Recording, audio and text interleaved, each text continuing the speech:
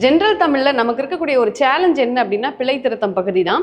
அது எப்படி நேராமல் இருப்பது அப்படிங்கிறத பொறுத்து இன்னைக்கு ஒரு கிளாஸ் நம்ம பார்க்கலாம். நமக்கு தெரியும் சொற்றொடர்களில் பிழை நேராமல் இருக்கிறதுக்கு 4 விஷயம் ரொம்ப முக்கியம் அப்படிங்கிறது தெரியும். திணை, பால், எண், இடம் அப்படிங்கிறது. அப்போ அந்த பால் அப்படின்னு பார்க்கும்போது 5 வகையாக நம்ம பிரிக்கிறோம். அது என்னென்ன நமக்கு தெரியும், இருந்தாலும் சொல்கிறேன். ஆண் பால், பெண் பால், பலர்பால், ஒன்றன் பால், பலவின் பால் அப்படின்னு சொல்லி 5 வகையாக நம்ம பிரிக்கிறோம். அப்போ ஆண் பால், பெண் பால், பலர்பால் மூணுமே என்னன்னா உயர்திணைக்கான ஒரு பால் வகை. மீதம் இருக்கக்கூடிய ஒன்றன் பால், பலவின் பால் ரெண்டும் அக்ரிணைக்கான பால் வகை.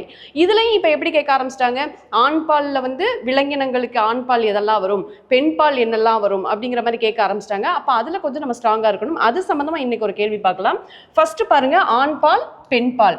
ஃபர்ஸ்ட் கடுவன் அப்படின்னு இருக்கு. இந்த கடுவன் அப்படிங்கிறதோட இது ஆண் பால், இதோட பெண் பால் என்ன அப்படின்னு பாத்தீங்கன்னா மந்தி. அடுத்தது சேவல் அப்படின்னு இருக்கு. சேவலோட பெண் பால் பேடை. அடுத்து களிறு, இதோட பெண் பால் பிடி.